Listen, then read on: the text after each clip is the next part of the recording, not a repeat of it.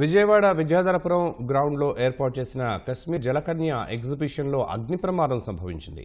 మరింత సమాచారం మా ప్రతినిధి శ్రీనివాస్ మోహన్ అడిగి తెలుసుకున్నాం. శ్రీనివాస్ మోహన్, జలకన్య ఎగ్జిబిషన్లో ప్రమాదం వివరాలేంటి?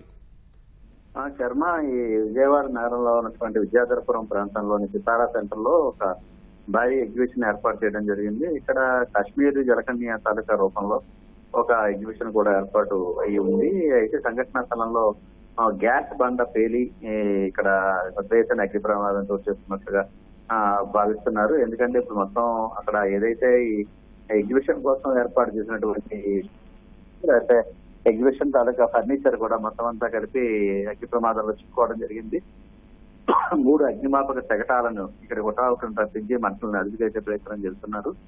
గ్యాస్ బండ పేలిన కారణంగానే ప్రమాదం జరిగినట్టుగా ప్రాథమికంగా అంచనా వేస్తున్నారు. ఎందుకంటే చుట్టూ బాగా ఇనప ఐరన్ తాలూకా వేసినటువంటి గడ్డలతో పాటు ఈ షీట్లు కూడా ఈ అగ్ని ప్రమాదాలు చిక్కుకోవడంతో అవన్నీ వేడిగా ఉన్న నేపథ్యంలో లోపల నష్టం ఎంత జరిగింది అనే విషయాన్ని అయితే ఇంకా ప్రాథమికంగా గుర్తించలేదు. అయితే అందులో ఎగ్జిబిషన్ సంబంధించినటువంటి పరికరాలు కూడా చాలా వరకు ఖాళీ ఉన్నాయి. పెద్ద ఎత్తున మంటలు ఎగిసిపడిన నేపథ్యంలో మొత్తం అగ్నిమాపక చట్టాలు హుటాహుటిన రంగప్రవేశం చేసి మంటలను అదుపులో తీసుకొచ్చేందుకు ప్రయత్నం చేస్తున్నారు.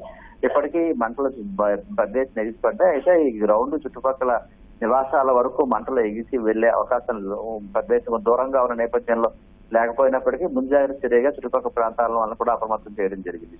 శ్రీనివాస్ మోహన్, నిర్వాహకులు ఏమంటున్నారు? గాయపడ్డ వారు ఏమైనా ఉన్నారా?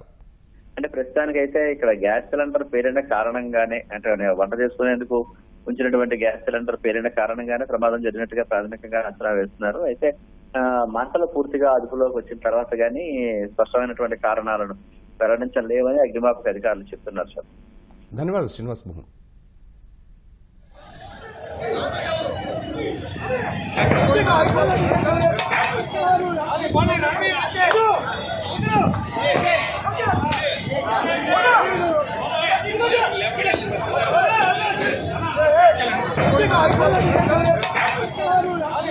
Rami,